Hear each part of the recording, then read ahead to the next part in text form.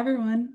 Thank you for joining us tonight for our workshop to walk through the supplemental application for the Faculty of Applied Science and Engineering at the University of Toronto. My name is Katie. I'm one of the recruitment officers here in the faculty. So let's get started. Here's our agenda for the evening. We're going to start by walking through a bit of our admissions process. We'll go through the engineering applicant portal as well as the online student profile, which is our mandatory supplemental application. We'll talk quickly about the engineering applicant census and next steps before moving on to the Q&A portion. So the Q&A function is currently turned off. Hopefully we'll answer the majority of your questions during the session.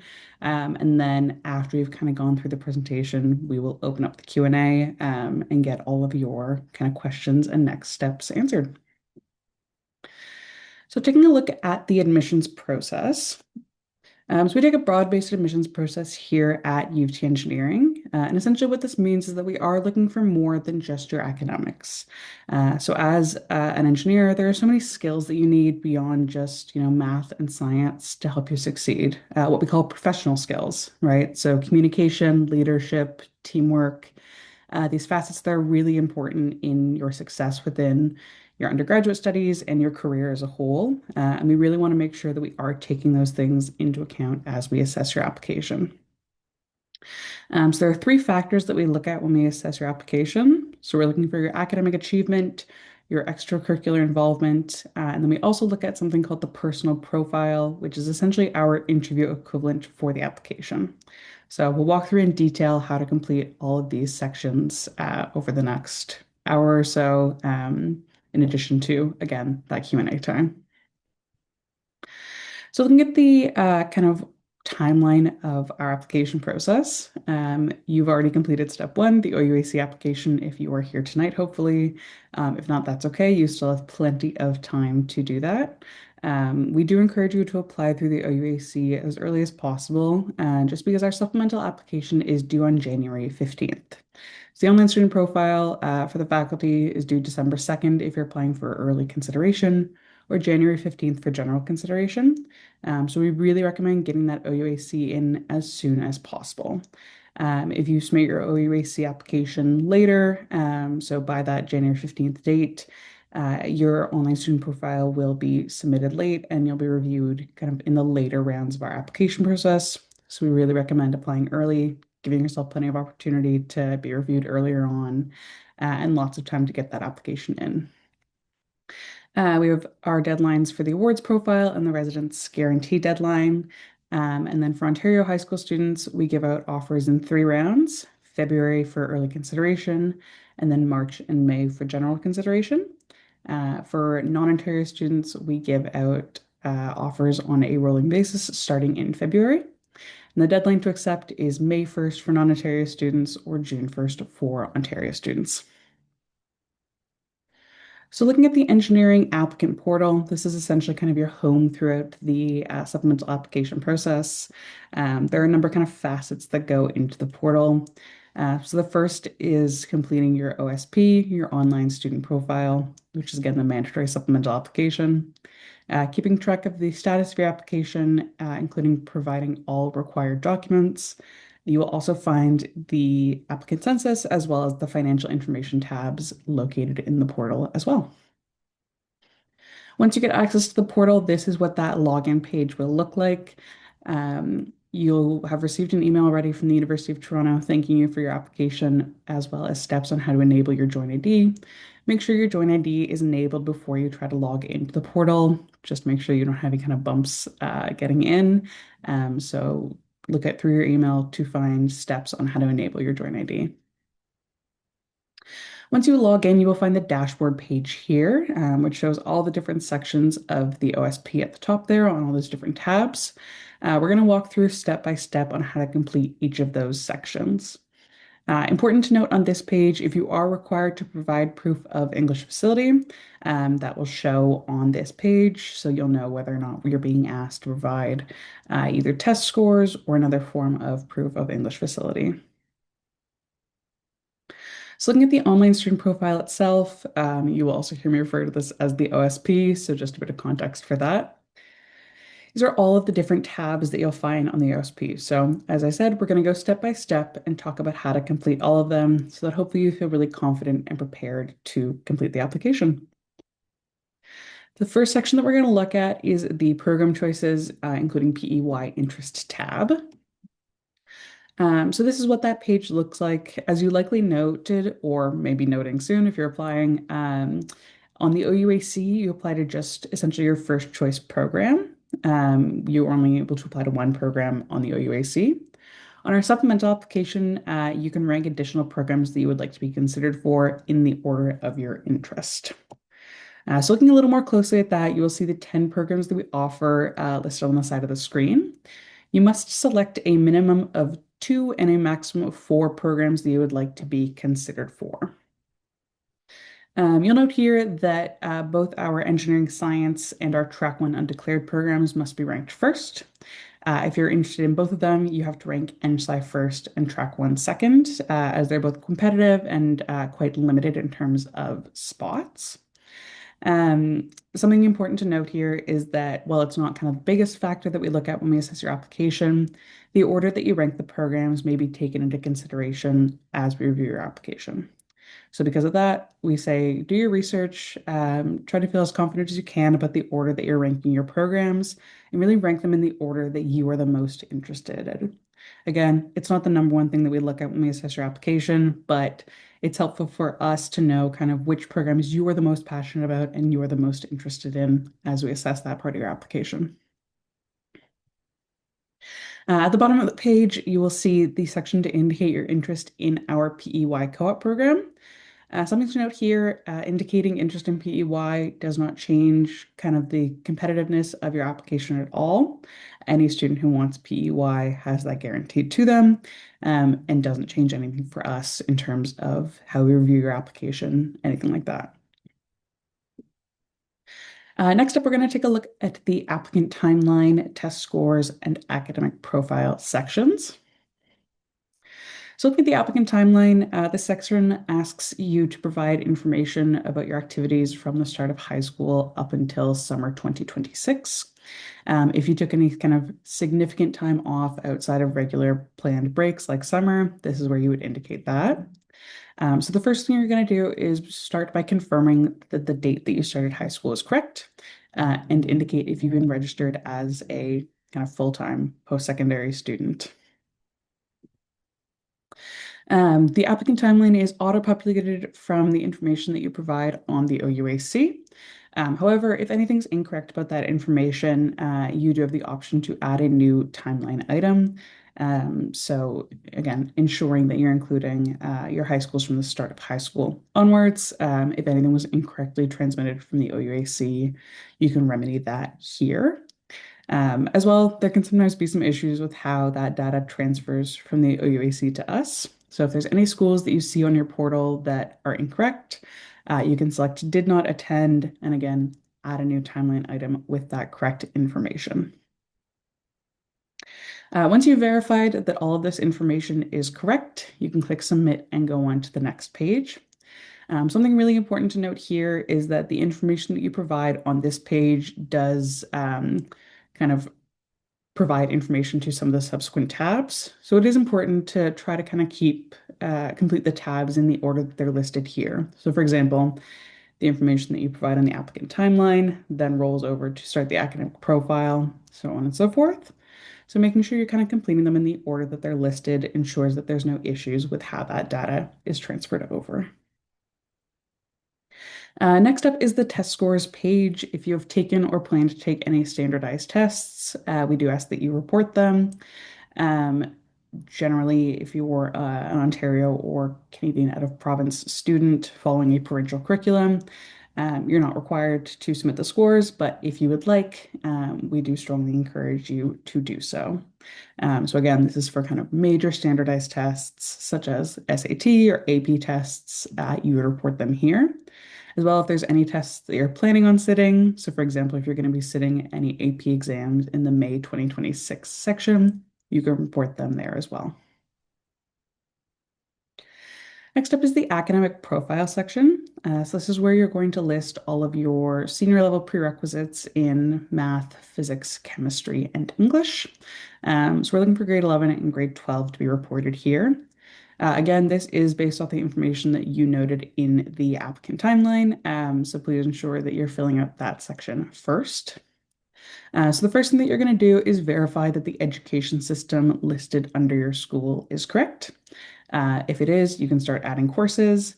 If not, you can change the education system.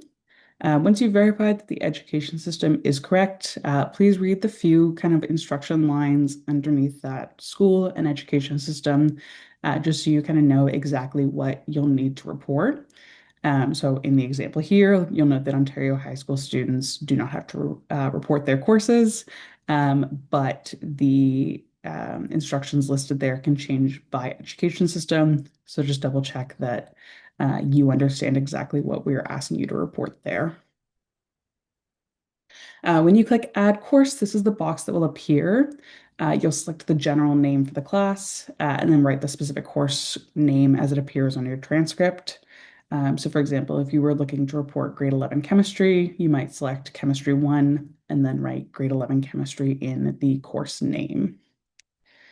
Once you've added a course, it'll look like this. Please ensure that you're going through and reporting all of your courses, including courses currently in progress.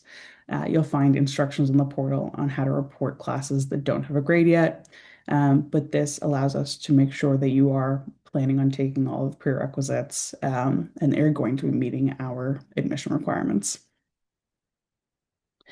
Next up, we're going to look at the extracurricular activities section.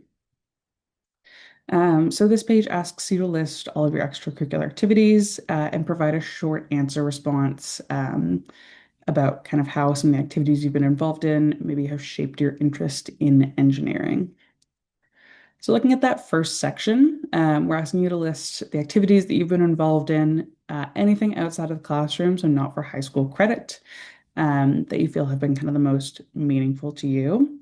You're welcome to list activities from the start of high school up until summer 2026. And we are really looking for kind of more of that emphasis on your grade 11 and 12 extracurriculars.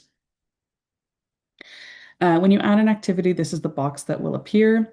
So just as a one-off kind of example, we're going to use student government just to give you an idea of what you can kind of expect from those different sections. So you'll indicate the type of activity, the name, and level, and then the hours per month and months per year. We understand that some activities are not going to fit perfectly into one of the categories. That's okay. Um, Ultimately, you know the activity better than we do, so we ask that you just kind of use your best judgment to choose the category that most closely would meet that option. But again, if it's not a perfect match, that's totally okay. Same thing with the number of hours per month. Again, you know better than we do, so please just use kind of your best estimate to indicate approximately how many hours per month you've been involved. We do ask for a description of each activity. So just kind of expanding on your participation, some of the skills and attributes that you feel that you've gained. Again, helping us really understand those professional skills that we talked about earlier. You also note that we do require a reference for each activity. This is not about the quality of your involvement. This is just someone who can, if contacted, verify that you were involved in the activity that you've said you've been involved in. Um, Generally, if you don't have a reference available, we can discuss kind of alternate options, but we really are looking to have a reference available for each item that you're listing. So at the bottom of that extracurriculars page, you will also find a short answer question. So about 250 words. It can be referencing one specific activity or a number of your activities overall. Um, but we are looking to kind of understand again how you're connecting maybe those experiences to an interest in engineering. That can be either engineering as a field as a whole, or maybe if you're particularly excited about your first choice engineering program, you can reference those activities in relation to that specific program. It's totally up to you and how you feel like you kind of want to showcase those skills and abilities. So the next page that we're going to look at is the personal profile. So as a reminder, this is kind of our interview equivalent portion of the application. So it's three questions that you'll answer. One is a written response and two are video responses. Here, we're really looking to understand your communication and your problem-solving skills. There's no right answer to any of these questions. They're going to be basically completely informed by you and your experiences and how you approach them. And there's no kind of outside knowledge that you'll necessarily need to answer any of these questions. So when you click the personal profile tab, you will be met with this page. After you have carefully read through the detailed list of instructions here, you are ready to proceed to the personal profile. Again, make sure that you've read through all that information before getting started. So this is the page that you will come to once you clicked that Proceed to Personal Profile tab. As a reminder, ensure that you have disabled all browser extensions, closed all other tabs and programs, and are by yourself in a room uninterrupted for about 30 minutes to do the assessment. So there are 5 steps to completing the personal profile. Steps 1 to 4, so the welcome video all the way to the practice questions, you can do as many times as you would like. You can leave, come back, however many times you would like. It's just once you start that step 5 that you do have to do the assessment all in one sitting. I will note the practice questions are limited. If you kind of keep refreshing the page, you will still just have the same practice questions. It is more to help you get familiar with what the platform is rather than exactly what the questions might be. If you are looking for some kind of support for preparation, we recommend treating it like the way you would treat a job interview. Do some research about why U of T, why engineering, why do you feel like this is the place for you, and we're the right fit for you, and you're the right fit for us. If you are looking to do some kind of additional preparation, we recommend looking up some interview questions and having a friend or a family member sit with you and kind of work through those interview questions so that you can be sure that you're really kind of putting your best foot forward here. Once you've completed the assessment, you will be met with this page. Congratulations on completing kind of the main 3 aspects of your supplemental application. So next up, we're going to look through the other information, document uploads, and financial information pages. So the other information page is where you can provide us with any information that you feel is relevant to your application that you might not necessarily have been able to note elsewhere. So this is where you'll also provide proof of English facility. Again, if you're not sure if you need to provide this, it should be noted on the dashboard of your portal. So this is where you'll list how you're planning to meet that requirement. I will note here that the deadline to provide proof of English facility is the same as the deadline for the supplemental application as a whole. So either December 2nd for early consideration or January 15th for general consideration. We do need to have those scores by then. You can make use of the optional applicant statement section to provide us with any kind of additional context that's helpful as we review your application. So for example, details about the curriculum you're following, if you expect that there will be kind of delays in providing any kind of documentation that is totally out of your control, you can note that here. Special admission consideration refers to kind of large events that occur that have significantly disrupted your studies. So, for example, if you had a medical issue that arose and you had to be kind of on leave from your academics for several weeks or months, that's a great example of something that could be used for special admission consideration. You are required to provide supporting document for that consideration that kind of demonstrates the timeline of your studies that would have been impacted. It doesn't have to be kind of mentioning a formal diagnosis or anything like that, but letting us kind of get a better idea of what period of your studies might have been impacted. So again, based on the information that you provided in the previous sections, you'll receive a personalized list of requested documents for the application. Please review the instructions in this page to get an idea of how to upload your documents. As previously noted, the deadline to provide these documents is December 2nd for early consideration, January 15th for general consideration. We understand that some grades or some documents might not be available to you yet by your school. That's okay. We're just asking that you provide them as soon as they're available to you. As well, we ask that you do kind of throughout the application process, continue to provide us with additional documents as you receive them. So if you get updated, midterm, interim, final, predicted grades, even after the application deadline has passed in January, please continue to provide them to us. It really helps us kind of speed up the review of your application, and there can be delays for not providing those documents. On the right-hand side, under submitted documents, you will also see the list of documents that you've already submitted, just as a reminder of kind of what we already received and what we're still looking to get from you. Last is the financial information page. This page looks different for domestic or international students, so we'll start with domestic.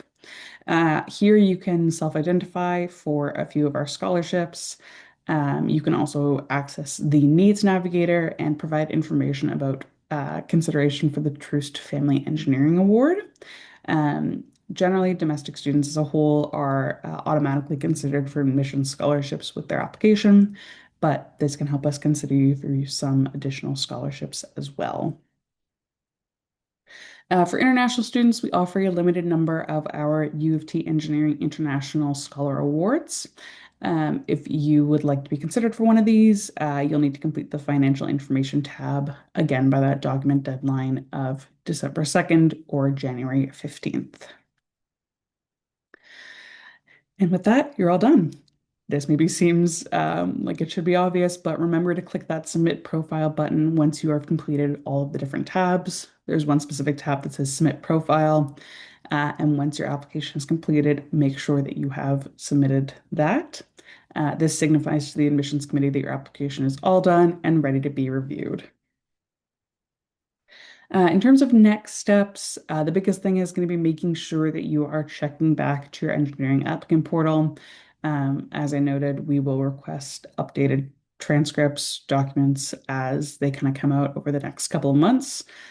So being on top of it and making sure that you're providing those documents as soon as they're available ensures that there's no delay in us reviewing your application.